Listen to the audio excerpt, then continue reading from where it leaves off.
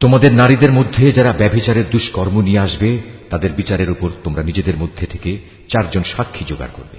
অতঃপর সে 4 জন লোক যদি ইতিবাচক সাক্ষ্য প্রদান করে তাহলে সে নারীদের তোমরা ঘরের ভেতর অবরুদ্ধ করে রাখবে যতদিন না মৃত্যু এসে তাদের সমাপ্তি ঘটিয়ে দেয়, অথবা আল্লাহ তাআলা তাদের জন্য অন্য কোনো ব্যবস্থা না করেন। আর তোমাদের মধ্যে যে 2 জন নরনারী এ ব্যভিচারের কাজ করবে তাদের 2 জনকেই তোমরা শাস্তি দেবে। হ্যাঁ, তারা যদি তওবা করে এবং নিজেদের সংশোধন করে নেয় তাহলে তাদের শাস্তি দেওয়া থেকে তোমরা সরে দাঁড়াও। অবশ্যই আল্লাহ তাআলা তওবা কবুলকারী এবং পরম দয়ালু। আল্লাহ তাআলার উপর শুধু তাদের তওবাই কবুলযোগ্য হবে যারা ভুলবশত গুনাহের কাজ করে, অতঃপর জানা মাত্রই তারা দ্রুত তা থেকে ফিরে আসে। মূলত এরাই হচ্ছে সেসব লোক যাদের উপর আল্লাহ তাআলা দয়া পরবশ হন, আর আল্লাহ তাআলাই হচ্ছেন সর্ববিষয়ে জ্ঞানী, কুশলী। আর তাদের জন্য তওবা করার কোনো অবকাশ নেই।